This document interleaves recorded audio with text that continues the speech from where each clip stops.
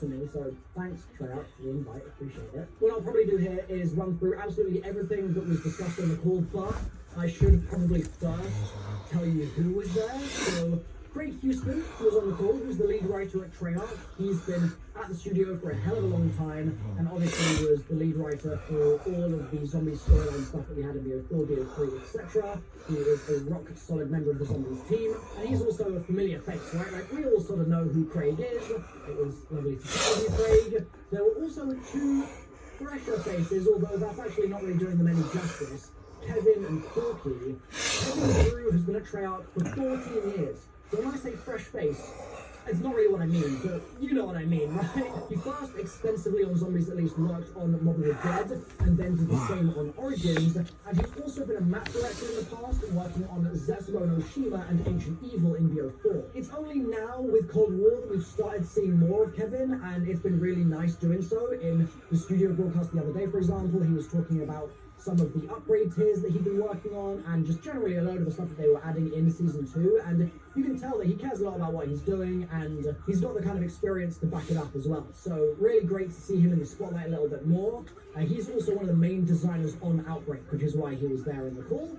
And we have Corky, who has been a little bit of a background character, I think, in some ways. Like, he's floated around a bit. His name's been out there a little bit for a while now, but we haven't really been able to put a name to a face all that frequently. However, he's been at the studio for 16 years, and he's been basically creative directing Zombies since World at War. So he's got a long tenure on Zombies at the studio, which again is great to see that he's now being able to kind of talk about these things in a kind of public format like this. Really like to see that. It was interesting as well, he actually gave us a little bit of history about his kind of past experience prior to just jumping onto Zombies. He was originally a Marvel pencil artist, which is so cool. And then I think he worked in, and I'm gonna probably get this wrong, I'm so sorry, either character design or something to do with modeling or something like that at Grey Matter, and then Grey Matter got rolled into Treyarch, and I mean, history speaks for itself at that point, and here we are. And a fun fact about Corky that I've told a few times on the channel actually since he became the creative director of Zombies this year is that he actually designed and drew and painted, as far as I'm aware at least, the poster for Baroque Proby. That was him. So this is a multi-talented man we've got on the cards here. So those were the members of the call alongside Activision and like a couple of other YouTubers and I think some basically like PR sort of people. And they kicked off by telling us a bit about Outbreak itself. So they've been working on this mode for 2 years. And I think what that probably means happened is it was in dev for a while, and then in the chaos of game development and with everything that happened last year globally and just everything that's been going on, the project probably had a pretty bumpy time getting to ship, which it now has. I wouldn't be surprised if there were points in the project where it was totally cancelled, and then other points where it was brought back and revived, probably recently as well, and finally we've made it out the door now, so the team are all elated about it. And what's cool is the team are really energized and excited about this mode in a way that I think is kind of unique in the studio. Honestly, when a new map comes out or they're working on a new game, the team's excited about it. But Outbreak is such a departure from stuff that Treyarch have done in the past, and time again I'll sort of talk to devs or hear devs speaking, and I'll hear them say that there are experiences that they are having in Outbreak that they've never had in COD before, and it just makes them even more jazzed to be working on it and to keep making content for it, etc. And we'll talk about more content coming soon to Outbreak in a sec. It's also something that they said the team has been interested in doing for many years now. This is not something new. Every time there's been a new project, they've sort of thought, you know what if we did an open world Zombies experience, but through technical limitations in the past or just prioritizing other things, it hasn't materialized until now. But with this particular project, they built all the systems in Cold War Zombies with Outbreak in mind, so they could take the jump pads, or they could take the armor station, the crafting station, score streaks, the wonder fist, and slot those things into this world in a way that would seamlessly integrate in an open world setting and would make perfect sense in the regular Zombies modes too. It's only actually shipped and like worked out because they made those decisions early on, so Treyarch, some good planning there, good project management. And I think it also speaks to their vision for the future of the mode as well, because they've built all these elements of the sandbox. Now they're going to be able to move them around, add certain ones in, take them out in a much more straightforward manner because they've built them to be modular in that sense, to kind of plug in a seamless way. It was very clear from the call that it's going to grow.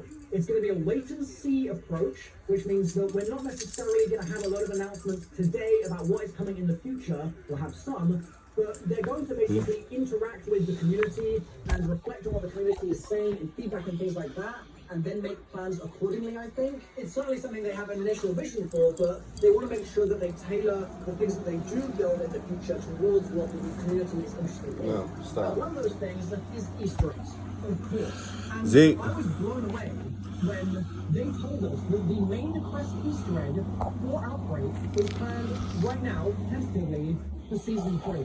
Which means there's a main quest. I didn't think there was going to be one. I was so shocked when they said it, because I was assuming that Outbreak was going to be a mode that was going to be kind of cool as like a thing to do with your friends on the weekend, maybe just like hanging out, having a casual zombies game.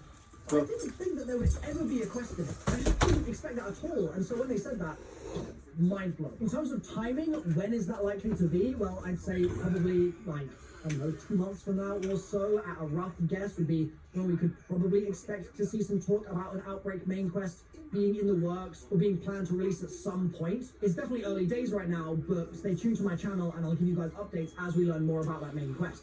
We'll talk more about Easter eggs in just a sec because there's actually a really important point I want to get to. But I first want to sort of focus on what we're going to be doing in the meantime. So I asked about limited time modes. I was really curious if there was the potential, just like we see in Warzone, for some kind of timed events to be put into Outbreak and to kind of spice up the experience for us. And they are totally keeping an eye on it and considering it for the future. The way that they worded it made it sound like LTMs are absolutely being worked on. It's just that it's a little too early to announce what they are or how they're going to work or when they're going to come out. And so, again, wait and see approach, but LTMs are a definite feasible possibility for this mode. They're also going to be adding new maps. So right now we're on 3 maps, but undoubtedly Sanatorium will probably be coming in the future, and further Fireteam maps I expect will also be coming in Season 3, 4 and beyond. I think part of this is a narrative decision because they can only tell us so much story so far, and to just give us loads more maps right now wouldn't work for the story. Like, we need to be contained in the Euro Mountains and stuff anyway. But also, I don't know, let's say Sanatorium's really buggy or something, it's been causing loads of issues. I'd much rather they just take the time to fix it, and then, hey, we get a new map later on. Like, everyone wins. It's great. I guess that's an important point as well. It's all narratively connected. Like, we asked Craig about it, and yes, it's all canon, it's all relevant to the story, it shouldn't be ignored. So we talked about the main quest a little bit. Are there side quests? Are there hidden things in there? Now, the way they answered that question kind of made me think that that is intended. However, right now the focus is on intel, so you can find various bits of intel around the map. You can also get intel from the Trials machine. There are lots and lots of ways to get intel in Outbreak. However, other things, like, I don't know, let's say music things and stuff like that, or maybe more fully fleshed out side quests, I think are going to be something that it sounded like they're going to sprinkle in over time. And so I guess as the updates come out for Outbreak, we should be really mindful and keeping an eye on what potential new things might have been added in that week or that month. It may be that there is some other stuff in there right now. I believe that the focus is intel, like I said, but there is always absolutely a chance that we do end up finding some stuff. And bear in mind, I'm talking here about things with like real mechanics, like the bunny Easter egg in 5ACZ. I am sure there are some Easter eggs that are environmental design, things in the scenery, or Easter eggs related to events that are already happening in the gameplay. So for instance, the voice that is talking to you, I'm sure there are some interesting things that you can kind of spin up with regards to theories related to that, or things that you might not notice necessarily, like maybe you can find a certain zombie talking to you in certain places. Maybe there's the jump scare zombie, for example, that we've been seeing going around. That's sort of an Easter egg, kind of. I mean, it depends what your definition is really. So there's things in there. It's just a question of how much and what the expectation is, and if those things don't match, obviously, then the community might be like, there's no Easter eggs, I'm sad. Whereas if we're sort of going into it thinking, all right, there's the current offering, but there's going to be more in the future, then I think our expectation would be in a good place. Tryout also made mention of speedrunning and like going for like high rounds or high world tiers in this case, and this is a really interesting one because I think hey, see you made it this far, you might as well like and subscribe. First, but I think it also